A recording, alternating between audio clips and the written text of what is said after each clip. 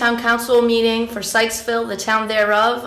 Today is Monday, February 28, 2022, and we'll call the meeting to order at 7 o'clock sharp. Today is March the 14th. What did I say? February the 28th. How did I say that?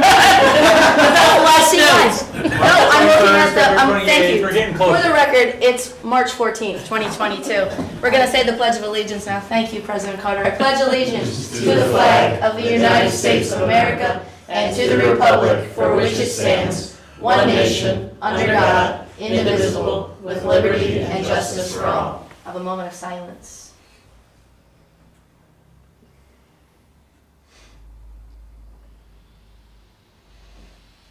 Thank you.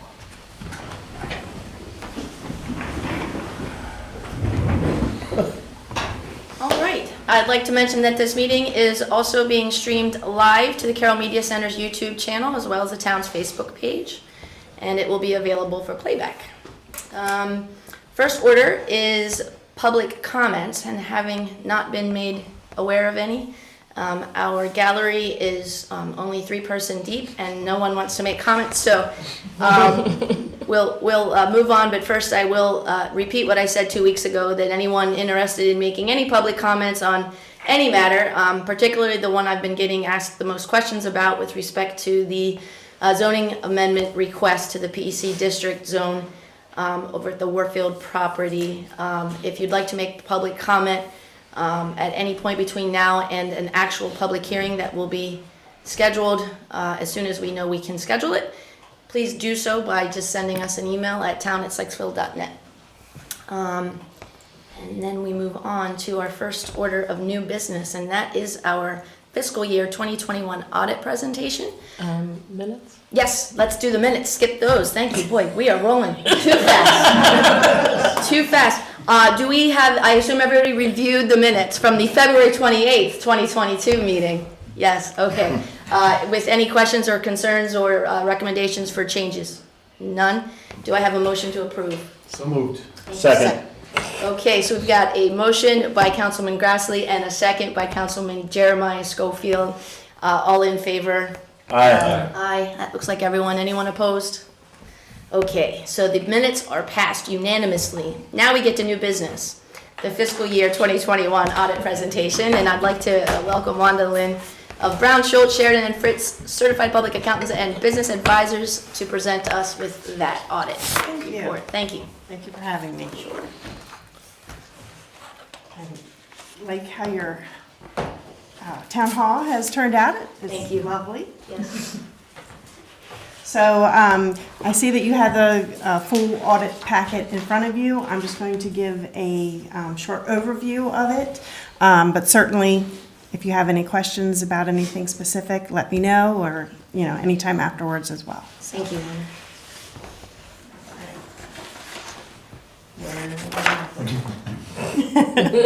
Is it not working now? It's not advancing. Dark clear. Technology. It's a battery. Carrie. Oh, there we go. Wee. Now it's working? Now. Great. Okay, thanks. Sorry about that, Wanda. No problem. Just want to remind you that there are certain required communications. There was an additional letter not bound in your packet that went over all of the required communications, but these are the various points. Basically just going over the responsibilities of us, as well as significant accounting policies that's included in your audit package under Note 1. The only thing I would say, as far as accounting policies, the town did have to implement 2 new accounting policies this past year, but you did not have any changes. It didn't result in any changes. Originally, there was concern over the fiduciary funds, but they added another GASB standard to clarify, and so it ended up not changing your statements. The only thing I would point out, though, is that in the future, there could be cases if the police department has non-adjudicated funds that they would need to be reported in a separate fiduciary fund. Thank you. we had provided audit adjustments and uncorrected misstatements, but the statements are materially correct. We did not have any issues or difficulties, and there were no material weaknesses communicated. Again, there was a separate letter that was issued. There was one significant deficiency that was communicated, and that was actually resolved before we even finished the audit. And that just had to do with, you have limited staffing and trying to make suggestions for segregation of duties.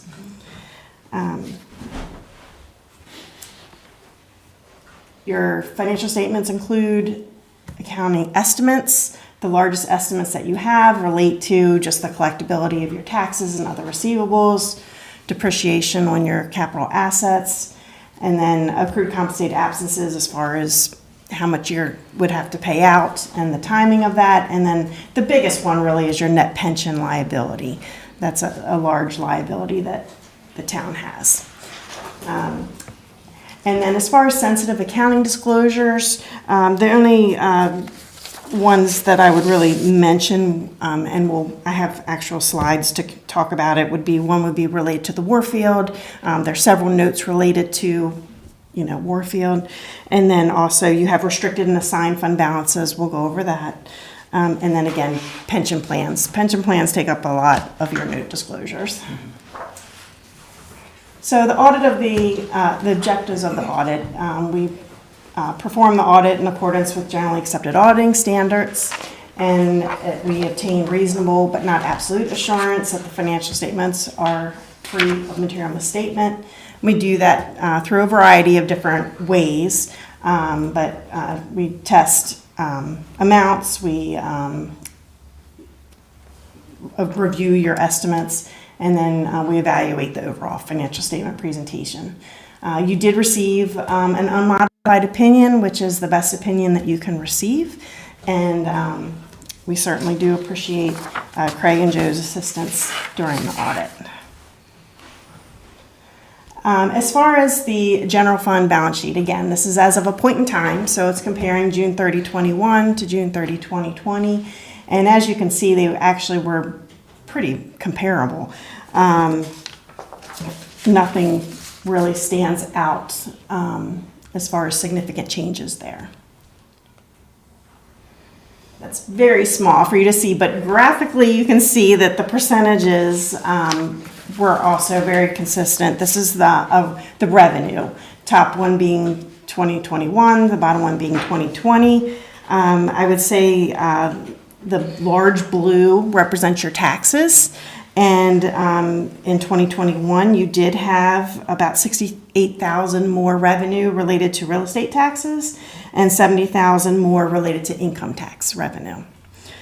And then your intergovernmental is the teal, the lighter color there, and that was $791,000 this past year. You received a grant funding related to Cooper Park, so that was the biggest project that you had going on. And then your charges for services increased about $50,000 from the prior year, but all in all, it's fairly Yeah, it looks. The next slide are your expenses. Again, you can see fairly similar, but a little bit of shifting. The public works is your dark blue. That went from 611 to 703. Again, based on projects that you had going on. And as far as the debt service, I do want to point that out. That is the light gray. You can see that is a larger piece, but congratulations, you're debt free. That was paying off your 2008 bond early. So that's why there's a difference there. And then the darker gray there up top is a little bit larger. It was $644,000 this past year compared to $356,000 the prior year. Again, Cooper Park was about $358,000. So now there are some changes here in this is looking at government wide. So this is not how you see the financial statements. This is just an annual presentation of a full accrual financial statement. You normally see it under the fund level, which is modified accrual, which is what we already looked at. So the only things I would point out there, you can see at the top, your total assets and deferred outflows, they were all pretty similar. But down in the liability section, the non-current debt and compensated absences, you can see it went from 286,000 to 92,000. Again, that's showing you that your 2008 bond was paid off. The next two lines, the deferred inflows and the net pension liability, those large increases all relate to the pension. And so the pension is delayed as far as the reporting of it, because you're waiting for the state to do, they're like always a year behind as far as the state doing their reporting, and then it gets to you and you do it. So so in that net pension liability line, it increased about 500,000 related to adding the police department and the separate LEOPS plan, but then your general pension fund for everyone else went down 146,000. So obviously it just went up more than it went down. So again, lots of estimates. It's all based on actuarial studies. So then we'll jump into the fund balance breakdown, and want to point out the unassigned is a little over 2.7 million. You have a stabilization reserve of $1 million, so obviously you are meeting that. You know, you have a cushion there. The next couple of slides just give you the breakdown of the non-spendable portion is made up of notes receivable and prepaid expenses, and then your restricted fund balance is a little over 2.4 million, and you can see what that consists of, the largest being the note receivable for the Warfield, and then also the escrow for Warfield. So that's 2 million of that.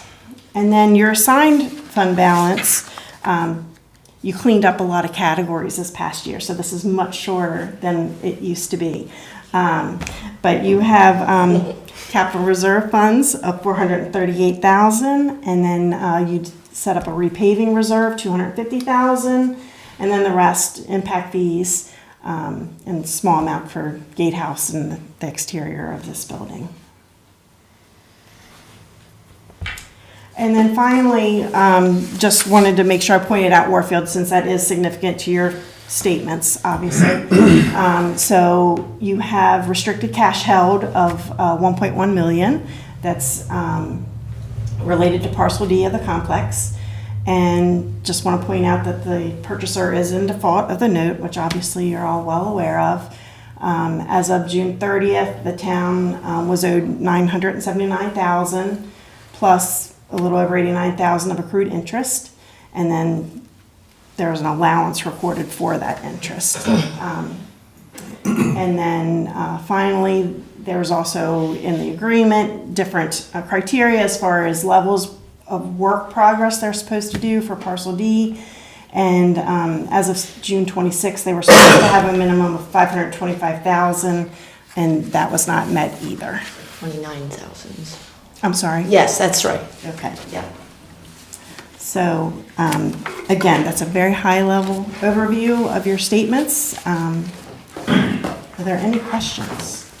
So just one question in reference to this, in reference to Warfield. Yep. So it's not held against the town that the applicant, developer is in default? Like there's no significant deficiency for us in relation to that?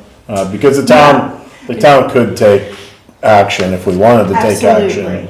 Yes. So, I mean, we don't see that as a significant deficiency, but our concern is it collectible? Are your statements overstated? So, you know, we had lots of conversations around that. And so the allowance was just taken on the interest and not on the principal portion of the loan, at least as of June 26th. So, Thank you. yes. Anything else? Any other questions? Okay. Well, Thank you very much. Thank you. Thank you. Thank you. And this isn't a question, this is a statement of gratitude. The extent to which you were able to so succinctly describe what is happening with the Warfield complex and how that relates to our financials within the summary, within the report, is very much appreciated, I think probably by all of us. So thank you. You're welcome.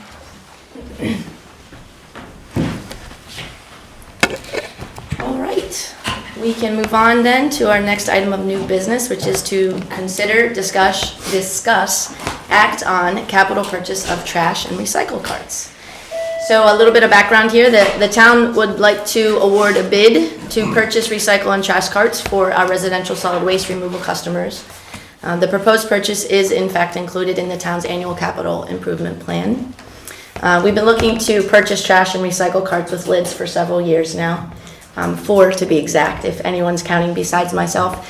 As I just mentioned, we finally included this capital purchase in this year's capital improvement plan, with funding for the project set at $200,000 as part of the fiscal year 2022 capital budget. Just give a little bit of background on the actual bins themselves. They are two-wheeled and are much larger than the existing max volume bins that are acceptable for pickup at this point. They're more than 2 times larger than that, and so we'll be able to fit a lot more recycling in there while we work to reduce our landfill waste. And this also means that the wind that seems to only happen on the eaves of trash and recycling pickup days will remain inside the bins with the lids closed. And that'll reduce my pickup day blues with all the litter that seems to blow around that day. So anyway, our Public Works Department is also working to have each of our collection trucks upfitted to include the necessary cart tippers to handle these new containers. These upgrades were necessary on 2 of our 4 vehicles at a total cost of roughly $14,000, which obviously, or not maybe obviously, but obviously to some of us, this is a much more efficient approach to solid waste collection. So Joe, do you want to provide any further detail with respect to the bid we're looking at this evening? Really, the only thing I want to do is just make a clarification, because on the bid itself, and this was something I didn't catch when it went out, was the idea being that each residential customer will get 2 carts. Both will be black in color. The trash cart will have a black lid. The recycle cart will have a yellow lid. I think on the quote it says the yellow lid will be for the trash. Again, minor issue. Just wanted to make that clear. Great, thank you. Okay. Any questions for staff on this matter? Go ahead, Lisa. I'm just curious on, so today is trash day, driving down, right? And there are people that have bags out or, stuff that doesn't always fit in the cans. And so my question is for Public Works, like, will people still be able to do that? Or are we now containing or restricting trash to trash that only fits in the cans? That's a decision for you guys. Yeah, that really hasn't been something we've discussed, in detail. The idea being that you will be able to fit more in the can, so we're certainly going to promote that as much as possible. But if there is something sitting just outside the can, I'm sure our guys can throw it in. It wasn't. That's why it wasn't changing the truck no pickup. determination to provide a volumetric service is still unlimited as far as. Okay. But there's not. It isn't the way we're outfitting the trucks doesn't prevent you from throwing something in as well. So okay. Thank you. The new truck we got last year is already up. Okay. It's got the same thing. We've been picking up the regular stuff. Perfect. Thank for you. last year's. Yep. So there's a lot of people that are this is gonna be great. And then there's a few probably where maybe not so great. And so I'm probably in one of those buckets, because I live over by Oklahoma at the cul-de-sac where, every week we get a huge mound of garbage, as Derek, you know very well. And so how heavy are these bins? I guess they're as heavy as the trash you put in them, plus how how big the bin is. So what happens if you can't roll it down? Then it's too full. Well, I mean, we're talking about 10 homes probably in that greater vicinity. You fill those carts up with dirt and you can still roll. So some of the people won't probably roll them. I think they drive their garbage down to that spot. And you're at the top of the hill, just give it a little push. Hook it under the trunk and roll it down. These things are not meant to be thrown in the back of a pickup. They're not. For anybody, no. And so the question, I guess, would go to what Lisa is saying, is that if folks decide not to use these bins, then what happens then? Again, I think at the end of the day, we're providing these to be a service to the residential customers. If they choose not to use them, it's not like we're not going to pick up trash. Okay. That was my only question. Thank you. And then I had a question, Derek. I understand the plan might be that the last recycling day before the new ones are given out, are you guys going to take the old recycling bins and recycle them, or how's that going to work? That really hasn't been. Okay. That's my hope, because, No, we're probably just gonna landfill them. yeah. See, he knows. I just wasn't sure how the process was going to work with that, but it hasn't been decided yet. No, we haven't worked through some of those details. Outside of Derek pushing the mayor's buttons, the mayor has discussed this with Joe a bit, and I think our plan is to have the existing uncovered, or not uncovered bins, the low-sitting bins that we use currently for recycling, will be picked up, hopefully the last day that they will be used, and then they'll be actually taken and recycled with the rigid plastics at the northern landfill, because that's what they are, is rigid plastic. So that's the plan, and then they'll be distributed by the vendor of the actual bins in time for the next pickup. Part of this approval does include the distribution of the new cans as well. Question or comment then, as we do that, so like I know I don't use our bins. I have our bins, but I use a different recycling bin. So if we can let people know if they're supposed to put them out. Yes, you know, certainly. so that It's a good idea. I hadn't thought about people who, I didn't actually realize people weren't using them all the time, so. It would Right, be I have my- one with a It would be lid. my suggestion, we would not collect anything that didn't say Town of Sykesville on the side of it, so. Good deal. right. And just in case that wasn't audible, our Public Works Director just announced that if it doesn't have a Sykesville logo on it as an existing recycling bin, it will not be picked up and taken to the recycling, for recycling. Cool. I have a question here on the proposal. It has a line item of scan. Yes. Are they scanning each bin when they disperse it to a resident? So if it gets lost, they'll know where it is? The What's bins that do mean? have the ability to, so that we can track them to make sure that we know exactly which bin went to which house. Okay.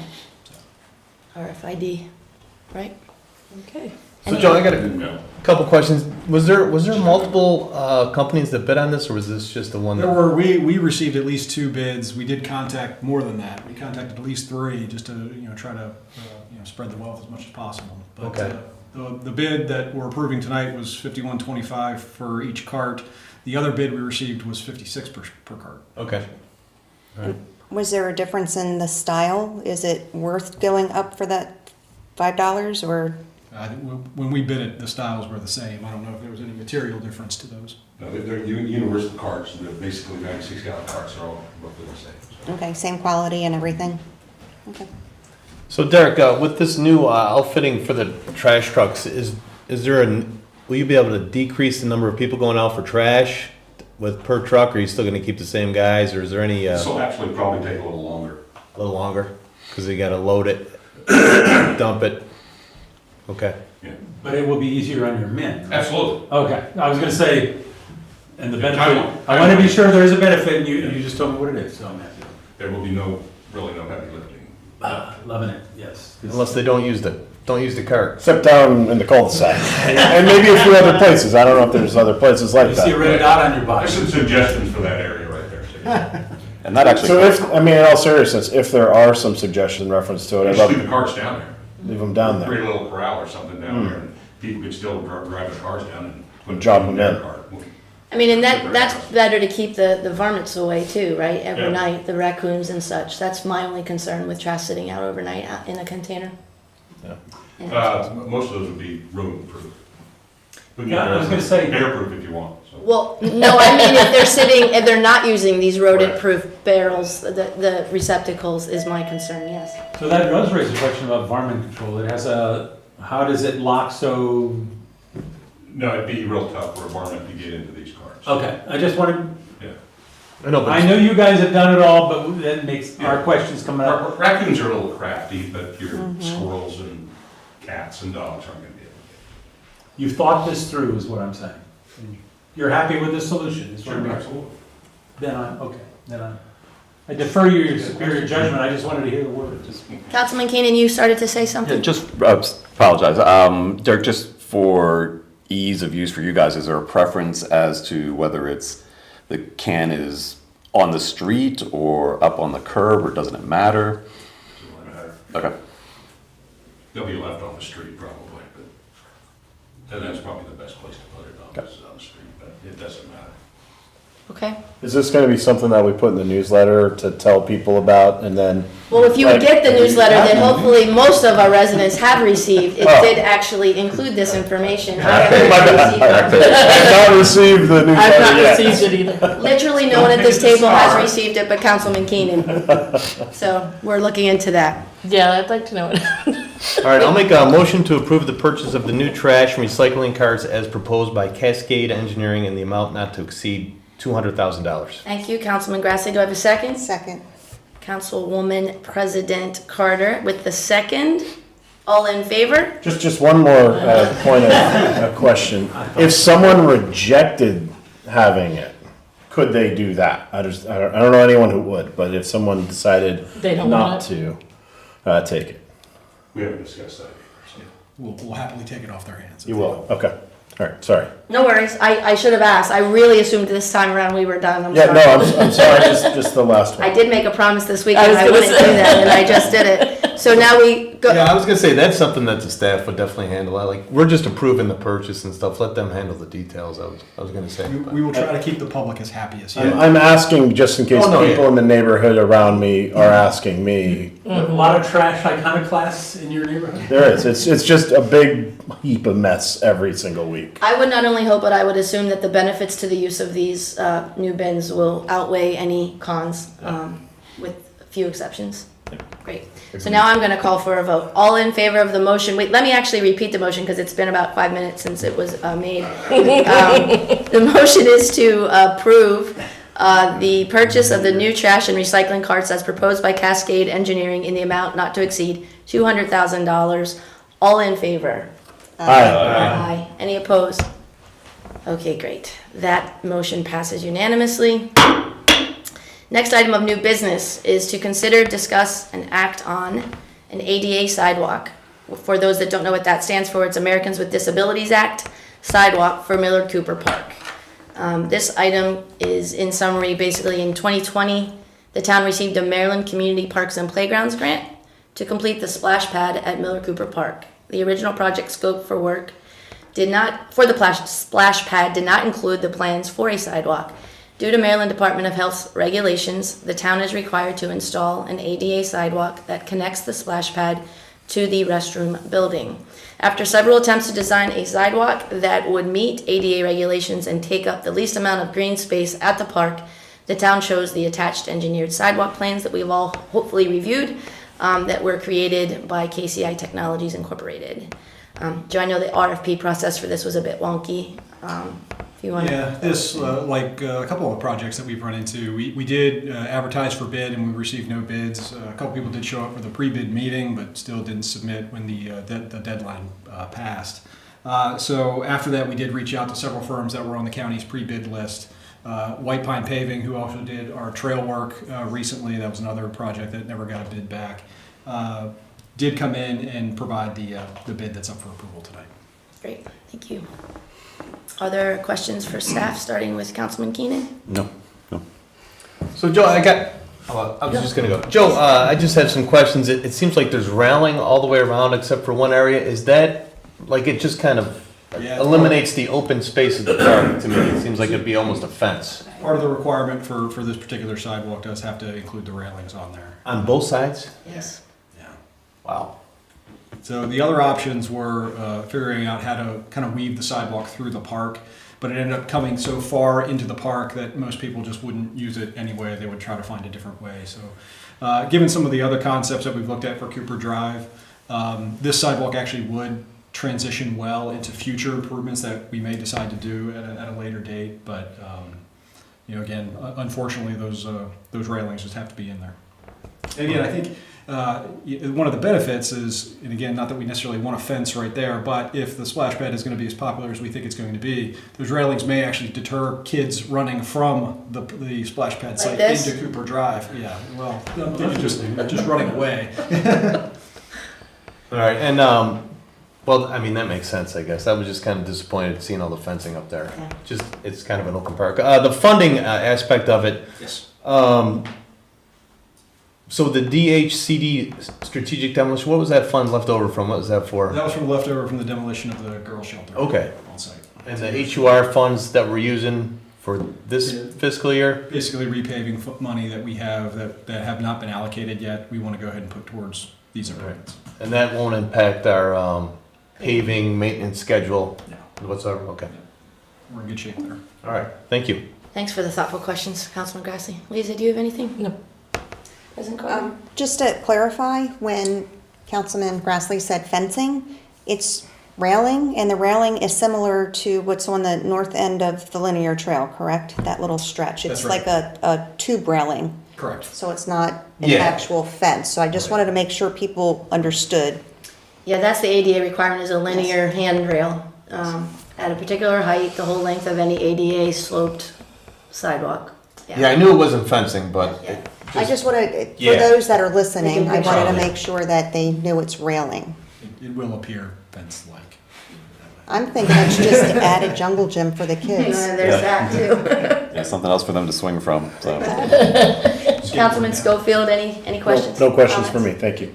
I have a quick question. I wanted to just expand this briefly. You mentioned, I'm fine with this, so, Sure. but you mentioned you've had multiple occasions where you put out an RFP and gotten no bids. Is that something, in the federal government, doesn't happen very often. Is that something that you're used to, or is that a new development, and do we need to worry about that? Honestly, I think it's because the projects that we've been bidding were somewhat unique. Okay. The trail project itself and this sidewalk project. I think one of the reasons the sidewalk project Small. didn't get an immediate bid was we had the time frame for completion pretty narrow. Because again, Okay. we do want to have it installed and done before the splash pad opens in May.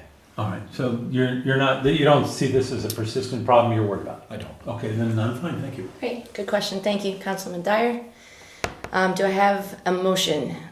The staff is currently recommending that we approve White Pine Paving to complete the project construction as shown in the KCI engineering specifications, not to exceed cost of, with the not to exceed cost of $63,000.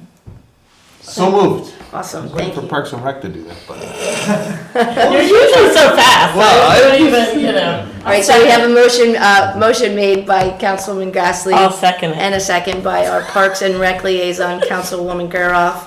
Are there any further things to consider or concerns of any kind to debate or discuss?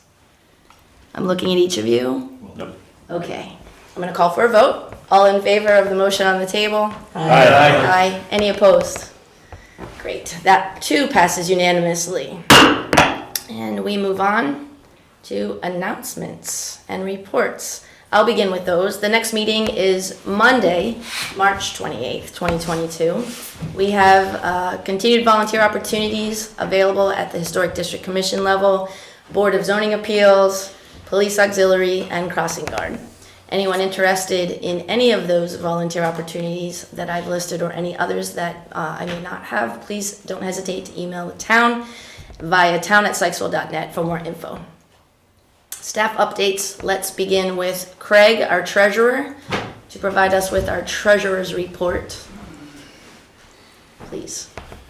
Good evening, everybody, mayor, council, the public, that's anybody that's not affected by daylight savings. Me.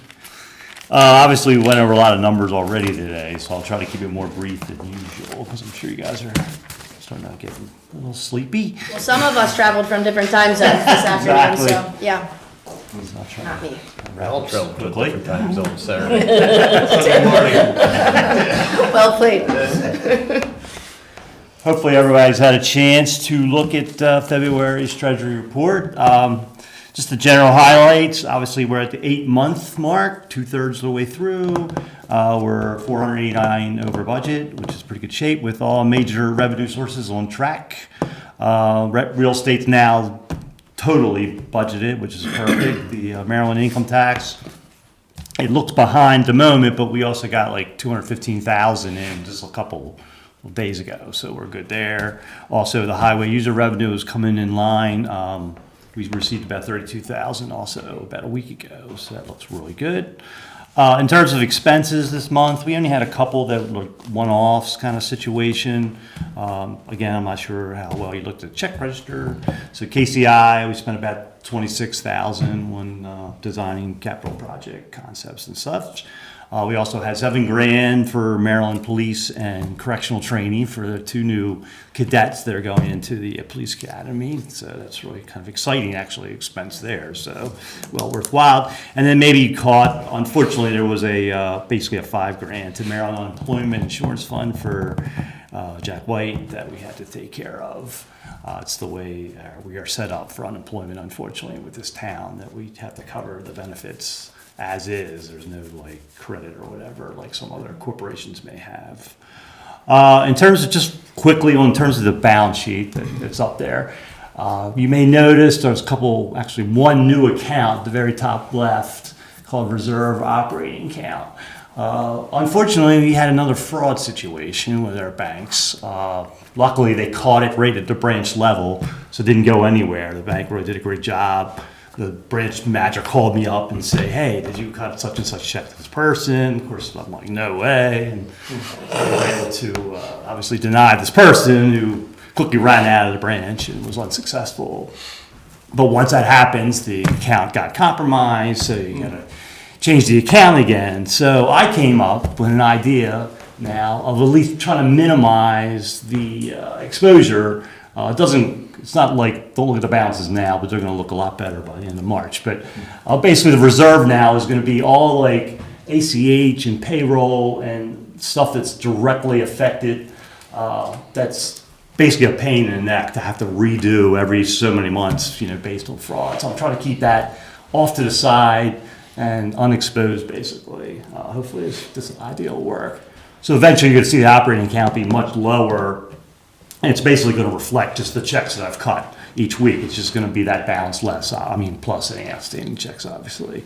And the reserve account would be a lot larger at this point than what you see up there. So that's my goal, and I hope that's more effective. Obviously, a lot of banks are telling me that this is just getting to be, unfortunately, a common situation. That fraud is just growing. I guess obviously COVID and people have time to think about this stuff. I don't know, Russians, whatever. But No, I thank you for that. It's pretty thoughtful and it's just so frustrating when this happens. How many calls I got to make and how many new ACH forms I got to fill out. And payroll's the worst. It just like act like it was my fault or something, And it's like that way it'll hopefully minimize having to do that in the future. So. Right. Is that how GAAP recommends you do it? I'm just curious. I've never seen anything like this, but you're the expert. That's why I'm asking. Well, there's no real true procedure on how to handle this kind of stuff. It's just something I came up with, more of a Craig Weaver procedure that I decided would be more efficient and more. I was just wondering if Brown, Schultz, Sheridan, and Fritz are going to pat you on the back or give you the side eye. That's all I'm asking. Well, I think I am going to come up with forms, like transfer money forms that will be constantly, being signed by the mayor and Joe, that constantly watch the funds being transferred around and justify the money where they're going to, which pocket they'll be sitting in. Okay. Therefore, I don't see why they'd have a problem with those balances as such. The experts, that's what I'm asking. I'm just curious. Did I specifically pass it by them? No, it's a good point. Maybe we're getting a new auditing firm. We can discuss it with them to see how they would, suggest handling that kind of situation. So, right now there's not obviously any, illegal transfer of funds going on or anything. It could happen like that. Just kidding. Just kidding. It's just that Don't even joke about that. Public. And then 2 minutes later, you're making a quick right turn. I just want to be sure we don't spill something. Yeah. I could easily just not open that account and you still have one operating account. Not saying no, I'm just asking if you have checked with someone, that's all. And I was going to ask you something Sure. that would allow things a little easier without the checks and balances. Can you transfer the funds electronically without Yes. going to the bank? Yes. Okay. Because that way, if you're Well, doing yeah. checks transferring funds, say on a Thursday, you can just go and transfer that electronically and those funds would be in that operating account? Correct. Yeah, Correct. I like it. yeah, from a previous bookkeeper. And that's what I'm saying about a form. I mean, I would create a form that says, here's the dollar amount that I'm going to transfer this week. So it would be signed off on, and that would be hopefully a decent amount of checks and balances for the new Literal. audit firm. Literal checks and Literally balances. and figuratively, yes, yes. Anyone else? Questions? How much was the check that the guy was trying to $2,100. So, well below. well below what flag? Like, 10 grand is what starts the situation. So it's a test. I mean, they're going to test you. If that one got through, they'll be back. yeah. You know, kind of situation. So. To do it in person is pretty nervy. I know, it Yeah, really at is. the It's bank. crazy. Especially in this day and age. Yeah. I mean, they got on camera. I mean, I'm sure they're on camera, but to go through it, you don't really have the identity, though, I guess, to figure out who they are is going to be the tricky part, because I'm sure they had a fake ID and all that, you know, other forms of identification. It was all. It's frustrating. It's really frustrating, to be honest with you. Because it's just, Thank you, Craig. Any other questions for? I just have one. Thank you. With 4 months left in the fiscal year, are you anticipating any more real estate tax revenue, or not until next I mean, fiscal it's year? zeroed out at the point, but I think some more will trickle through. I mean, being it's 'cause in we're pretty much at- February. I mean, we're pretty much at we're where break we even right anticipated. now, but I definitely see, you know, probably at least maybe 100, 150 more. I mean, I definitely see it's constantly going. Moorfield, it's funny, I just got a thing from Carroll County just talking about that in terms of real estate and how much it's kind of going up related to that. So, Okay, good, thanks. hopefully. Great. Okay, so thanks again, Craig. Appreciate it. You say to wait. We'll move on to our public safety report and ask Chief Spalding to share that with us. Yes, ma'am. Good evening, everyone. Good evening. Chief? And just to your point, Craig, it's something we see just about every single day. I mean, the unemployment insurance fraud and the general fraud, it's crazy. It's just, with technology being what it is, all your information is out in cyberspace and anybody can get a hold of it at any time. And we've just had several people try to hack several of our officers' private Facebook Messenger accounts. I sent to you the other day. So it's, why would you pick that? I'm not sure, but I'm sure they were up to nefarious deeds. But with that said, I'll talk about the public safety report covering just February 22nd through March 7th. Again, you see the totals, 340 total events. There was only 7 incident reports during that time, which I'd be more than happy to answer any questions about. I don't have any questions. I have none. Okay, yes, ma'am. I have 2. Okay. The incident on March 4th at 8:30 or 8:31 from Streaker. March 4th. 0029. Okay. Is that Yeah, that was outside of town. right? Yeah. And unfortunately, they brought it to us to turn it in because Right. a lot of people still think that we're the police department for everywhere in Sykesville and Ellicott. Right. And we kind of have an obligation at that point of duty to take it, to get it off the street instead of referring them to somewhere else. So we did take custody of it and have run checks on it and so forth. And eventually we'll safeguard it for a while and eventually either get rid of it or convert it to department use if there's no ownership. So it was not registered to someone? So Nothing, no records found on it at all. So kind of strange. You would think in today's day and age, you buy a handgun, there would be a record of it somewhere. Well, so I guess that was my concern. Like, is there a concern that there are other unregistered weapons around, that this one's just kind of on Well, 97? there's a lot of them around, absolutely. Yeah, this just happened to be one that somebody found and turned into us. So we've done some ballistic testing to the state police in the event that that weapon was used in a crime. Could be matched to this gun, but at this point, there's no indication that it was. So we're going to safeguard it, take it off the street, and dispose of it properly when the time comes. And then just a comment on towards the end of the report, the 2 educational Yeah. Just thank you to you and the officers for doing that. The one being very individual, and then the other one's at the community college. Yeah. So. You're talking about the training that we did with the autistic child, teenager. Yep. They reached out to us and thought it would be a good idea with this young man who's getting ready to drive. And of course, Officer Kirkner and Sergeant Kilgore volunteered, as always. Took him over to Warfield and showed him what it's like if he were to ever be stopped, what to expect from us and what we expect from him. And it seemed to be a very valuable experience. So. Yeah, no, I thought that was Well done. Good community policing initiative right there. Absolutely. Yeah. So thank you. You're welcome.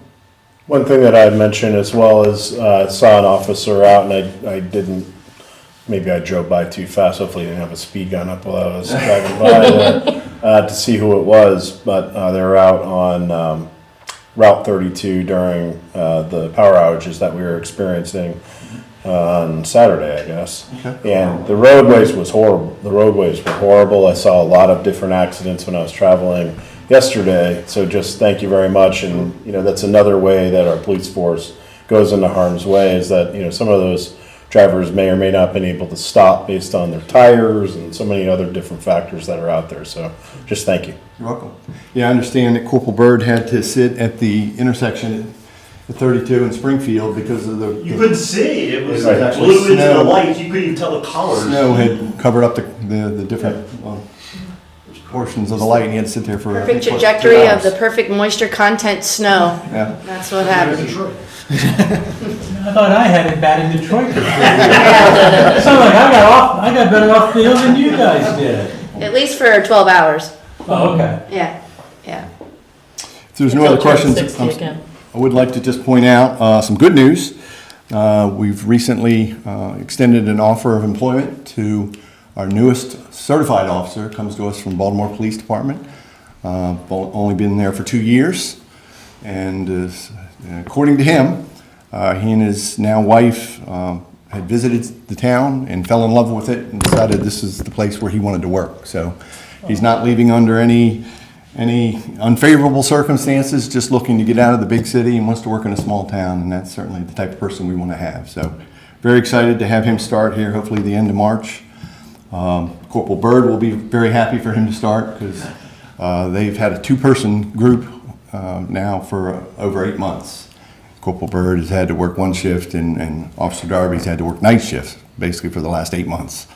So they'll be very happy to have a 3rd person that'll break up those shifts and allow Corporal Byrd to do what the supervisors are supposed to do, which is overlap both shifts and be a support for both officers during the day. So I'm very happy to welcome him on board. And I'm sure we'll introduce you to him at an appropriate time. But very good news on that front.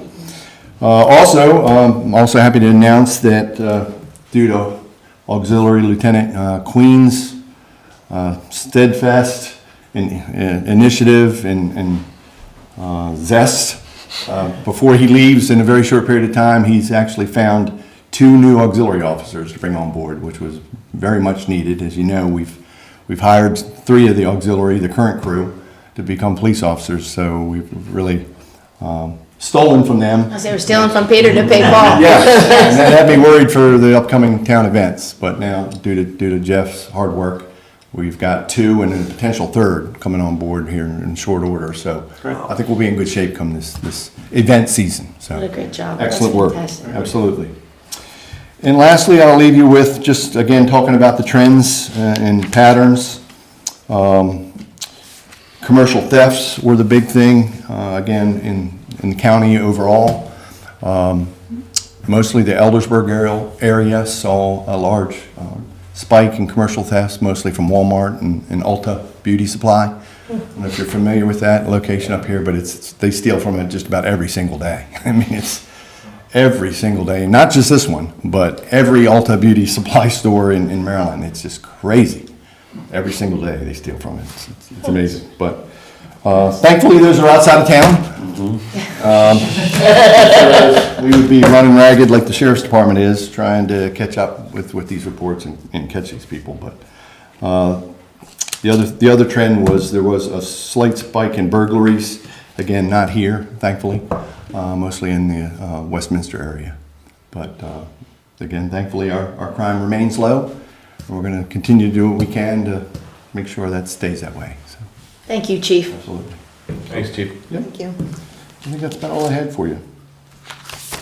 It's all very much appreciated, especially the last 6 or 7 things you said. So, yeah, the good news part. It's always good to report Yeah. good news. Yeah. And I apologize, I said I didn't have any questions, this is just a comment. I would like to acknowledge Officer Kirkner for the incident at Oak Street with the fire and trying to reach the elderly next door neighbor. Great thinking. Really going above and beyond, really trying to make sure he was able to get to Absolutely. this person in the middle of the night and make sure that in case the person needed to be evacuated, that we were able to do it. That could have So- turned into a tragedy very quickly, and thankfully it didn't. Even knowing that the resident was elderly and that she was in there and couldn't hear the door or perhaps was scared to answer, and the thoughtfulness and the Well, entering with the neighbor. and knowing that, feeling comfortable to take the neighbor in with him and the neighbor knowing the resident, that stuff doesn't happen outside. I don't believe it. If somebody told me it happens on an everyday basis anywhere else, I wouldn't believe them. So,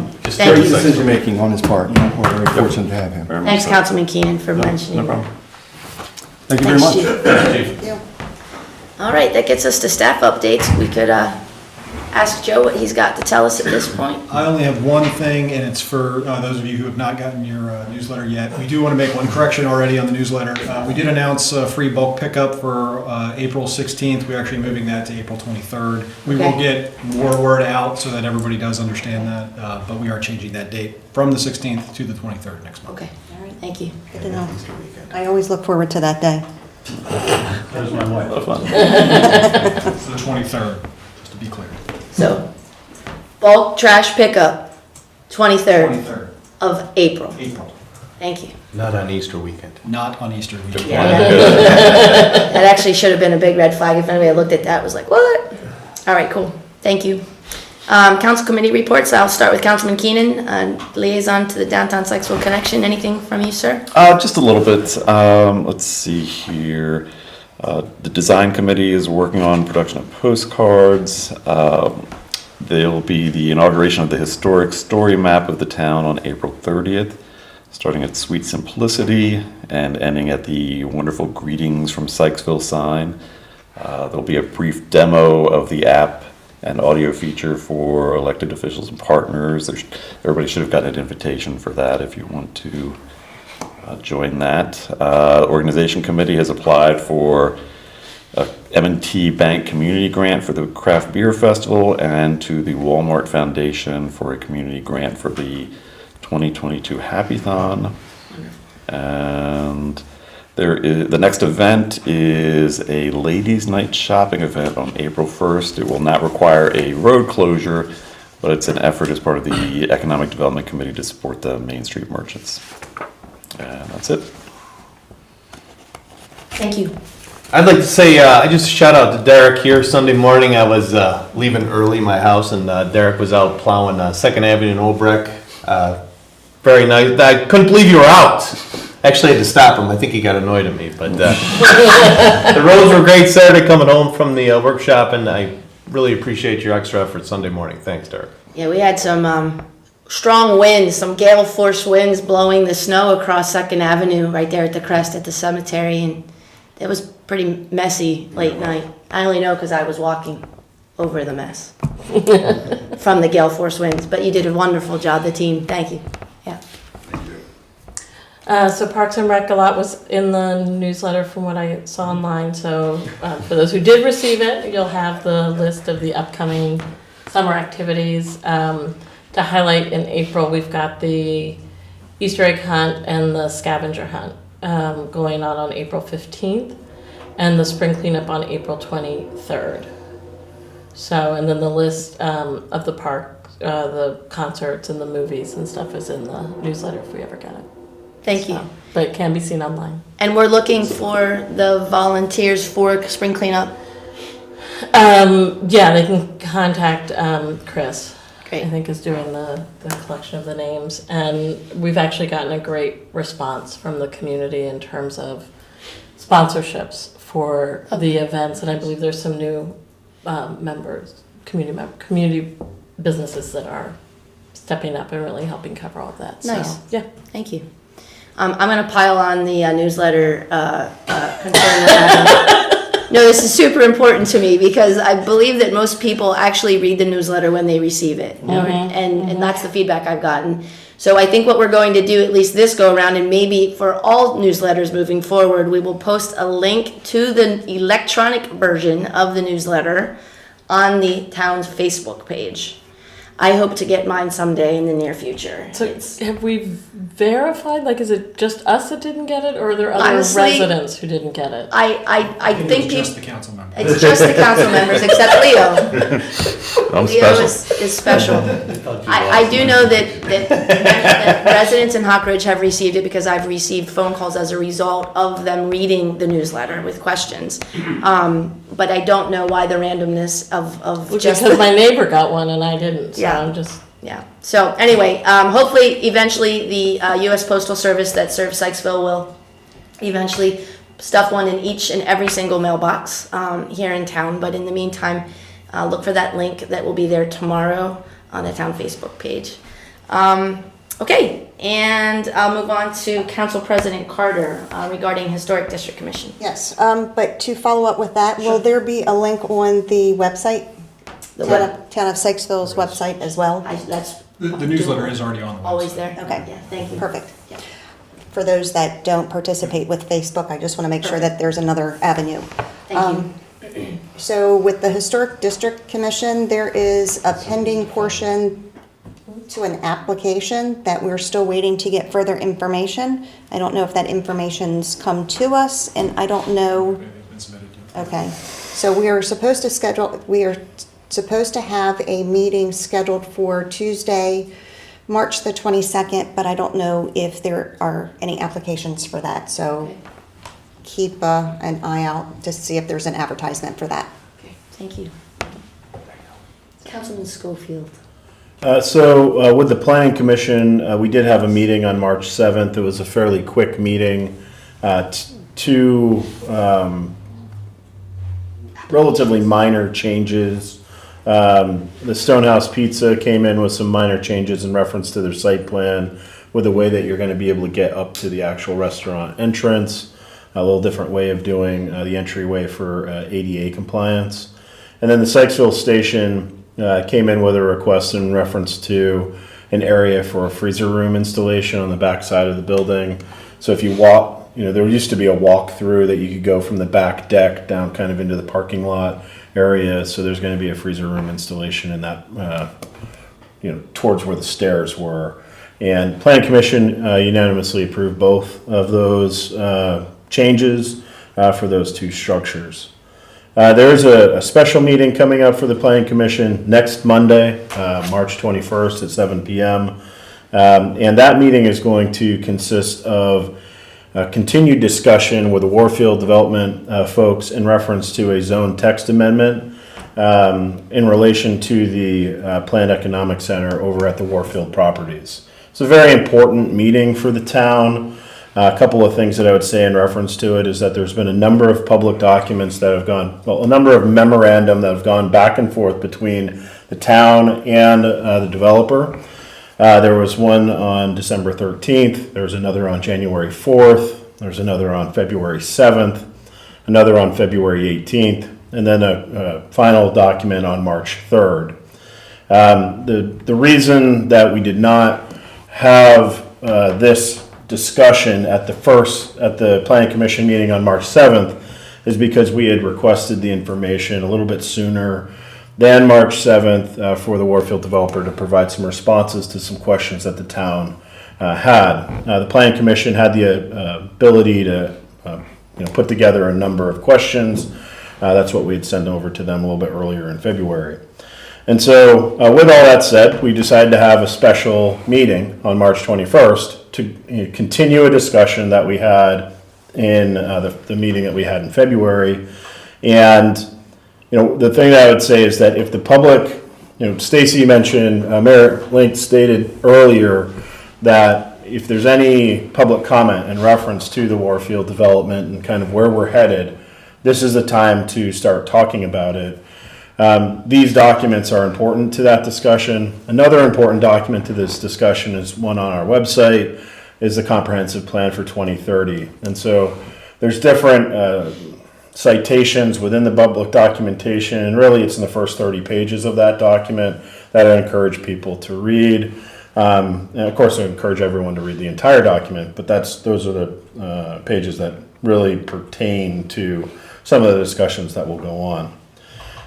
Generally speaking, what the difference in the zone text amendment is we're moving from a mixed use sort of zoning, and there's a request to significantly increase the amount of residential capacity to the tune of anywhere from 350 to over 400 additional homes, depending on some of the concepts that have been presented so far. So it's really important. It could represent an additional 1,400 to 1,500 people in our community. And, we want to hear the public's comments in reference to these, and for you to engage in the civic process of that Planning Commission discussion. In addition to that, there will be another Planning Commission meeting on April 4th, and we're looking forward to whatever the business is for that particular night. Thank you. Any questions in reference to anything? I got a couple questions, but do you want to go first? Okay. So are you taking public comment at the special planning commission meeting? We are not. We're not, so. We're not, but Mayor Link has said, hey, if there's interest in, well, there's always the opportunity, right, to take public comment at a planning commission meeting. I don't know if we've said one way or the other if we're going to take it or not. I might be. So the way you inaccurate. kind of just presented it, it was like, show up to this meeting, you could say something. So I'm just wondering. I would encourage the public to tune into the meeting, Yeah. whether watching it live or watch it back, because it will be recorded for playback, as all of our public meetings are. But I know with most public processes, like, things can appear to be cumbersome, probably because they are. But I want folks to understand that requests of this nature that are being made by the petitioner, in this case the Wharfa Development folks, requests of this type are required to be referred to the Planning Commission for their report and recommendation back to the council. And we made, as a body here, the referral to the Planning Commission back in January, end of January 24th, I believe. But the responsibility of the Planning Commission is first and foremost to evaluate the request, as Jeremiah had mentioned, based on the purpose of the zone being amended. So what they're looking at is, in other words, does the change that is being requested, would it meet the purpose of the existing zone, or would the change of purpose to that zone be something that the Planning Commission is willing to recommend to the council? And so they have they're tasked with kind of looking at the request and comparing it to something that already exists in writing, and it's an actual ordinance that they're looking at, and that's in the form of a text zoning ordinance. But that being said, the other thing that they're tasked with doing with this particular type of request, and this one specifically, is the effect of the proposed amendment. What will it have, right, on the comprehensive plan that Jeremiah Schofield just mentioned? So those are the two things primarily that they're going to be kind of weighing against the request, and they're doing so thoughtfully, as evidenced by the multiple number of back and forth memorandums, again, that Councilman Schofield mentioned, between the submission of the request and the submission of all of the answers back and forth. So, yes. So in an effort to not delay things further, despite the deadline being missed by the developers getting that final set of memoranda back to the staff and therefore to the Planning Commission, they have graciously, that is, the Planning Commission has graciously offered a special meeting a week from tonight at 7 p.m. But I want to pick up on what you said too, Al, regarding the public comment. I've had many residents reach out to me, and I believe up to other council members, inquiring about when they will get the opportunity to provide comment on the matter. And upon the Planning Commission's recommendation to us, to the council regarding the zoning text amendment, we will announce a public hearing date. I don't know when that will be, when we'll be able to announce it or when the actual hearing will be.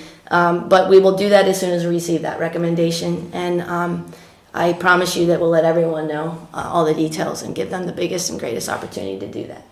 And just to clarify, one of the things that I said, I've received inquiries from at least 2 different folks within the community, and I'm very open to receiving more. So I want to make sure that if people want to have a voice into this, like Mayor Link stated, there'd be a public hearing for that, but there's also the opportunity to reach out to any one of us on the council as we're getting ready to make some important decisions as we navigate forward. So that's what I meant when I said if there's an interest in the public providing comment, please let us know. We want to engage with the public in reference to this process. Yeah, but you're not planning on taking public comment at that hearing. At I mean, it that, should be taken here. at the planning At commission. the planning commission meeting, you're not gonna take public comment. So I want to know from Joe what the plan is, because in the planning commission sessions, we do allow for public comment. And so I'm not sure how we're going to handle, I don't know if we've talked with Phil in reference to how we're going to do that. Again, typically, the planning commission is reviewing this based on very specific criteria that they will then ultimately recommend to council. The public comment part is really for the council to weigh to see how much, input you want to help you all in making that decision. It's not really the planning commission's role to take public comments and input based on that recommendation. Yeah. It's your all's opportunity to hear from the public and then decide what's best for the public based on that comment. So then let's clarify now. So then this body, the council, will be the ones that are going to take in that public comment. Correct. And at the special meeting with the planning commission, tune in, as Mayor Link stated, but there'll be another opportunity for people to provide public comment after that. So Right. sorry for any Yeah, I just want to clarify that, Communication with 'cause I mean, we need to hear it all as a body. I agree with you. So, and one other question, do you have everything you need to for this meeting? Do you have all the documentation? So we have their latest response. I'll be honest, for me, I have probably 4 or 5 more questions based on the information that they've provided. I haven't spoken with other planning commission members as of yet to know if they have other questions as well. The expectation is that there will be some give and take in the dialogue, and then if we have enough information, then we'll make a decision that night probably, but there's no guarantee. And if we don't have enough information and there needs to be further discussion, then there will be further discussion. Okay. Great. I think that's one of the reasons why right now we don't know when the public hearing will occur, is because we have to get through this part of the process first in order for the next part of the process to occur. Great. All right, thanks. Anything? Yeah. Oh, I'm so sorry, Lisa. You're good. Councilwoman Guroff. For clarification, in the newsletter, Mayor Link says that that they're asking for a zoning change on the planned employment center that would change things for any property zoned in the PEC that includes the Warfield property and the historic building. So what else does that just so we can be really clear on what other properties are zoned in the PEC zoning? There's 2 properties currently in the PEC. There's the Warfield itself, and then there's an adjacent property. And I'm looking at it, and that's not going to help anybody that's listening into this. But it's a property that's owned by Axe Life Community. yeah. And I was it's, going to say Intergrace, but it's a Yes. new name of that organization. It's the nonprofit that owns and operates Fairhaven Retirement Community. okay, so So that property, kind of to give you kind of a lay of the land, it's directly adjacent to where the townhomes are being built to the west, and it directly abuts Route 32 as you're leaving out of town. So It's a big hill. yeah, it's like a big, right now. So there's it's a nothing big on hill. it and there's not access to it at this point because of that hill, but it's connected to this property. So would, So I wouldn't necessarily say there's not access to it. There is. from 32 I meant, direct access from 32. There's not a road like Springfield. No, 32 that drives into there's it. not a direct route access, but there is kind of a back road. A lot of times there's a gentleman out there that sells different bonsai trees. Yes. So there is this little road Oh, there. that's part of, it goes all the way down to there. Yes. Okay. That'd be like the northern part of it. So when Mayor Link put in the newsletter that we would be moving from 2 units to 6.5 units, that would be 6.5 units for that entire property as Per acre. well, per acre that could be added, not just the number that the Warfield developer is currently talking about. This could, so I think that's really important It will to certainly, any change to clarify. any change to the zoning of this particular district would affect not only the Warfield property, but also the adjacent property, because it is also in that same zone. And that's It's how also many zoned the same. acres? That's approximately 30 acres. I haven't surveyed it myself, but I understand it to be about 30 acres. Okay. And so right now it would be zoned for 2 units per acre, as is the case currently at Warfield. And so you can do the math. 2 times 30 acres is 60 units currently. 6.5 times 30 is 210, I think. So, And no one, I don't think anyone is, I mean, I'm not aware of anyone doing any sort of site analysis of that area. Right. How much is buildable? It is very topographically challenging because of the hills that are over there, so I don't know how many units would be able to get put in. But to your point, an increase of density is very possible in that area if we were to move forward with what's been proposed. Thank you. Thank you. Thanks for keeping up the good work. That sounds like a lot of work, Jeremiah. I appreciate it. Yep. And keeping us informed. Well, and maybe kind of passing this on to the planning commission, there's a number of individuals there that are really trying to do their due diligence in reference to making sure that we're moving in the right place. And I'll just say that Phil is, he just transitioned into the new role in the last month or two, and a lot's falling on him, like in terms of the burden of this. And so they're all doing a really good job. All right. Thank you. We appreciate that. Do you have anything for us? I have a request. You wanted to give me an entree to Dr. Wack before I met with him. Yes. If you would, I did meet with Graham Dodge, the executive director of MAGIC, and I want to say it right because it's cute. The Mid-Atlantic Gigabit Innovation Collaboratory. Yes. About broadband, and he educated me on the fact that we have a broadband backhaul near here that I didn't even know. Should have been able to hear it humming, perhaps. But now that I'm back, I'm going to try to get this going again. It doesn't appear that we'd want to do the same way, considering the enormous cost that they suffered, but And by they, you mean Westminster? Westminster spent a lot of money and got a lot of benefit for it. Sure. But they're a lot bigger. But Graham was very helpful, and we might be able to use our new friendship with him to improve services here. But you wanted to talk to Dr. Wack first, if you would. Now that I'm back, I'd like to meet with him.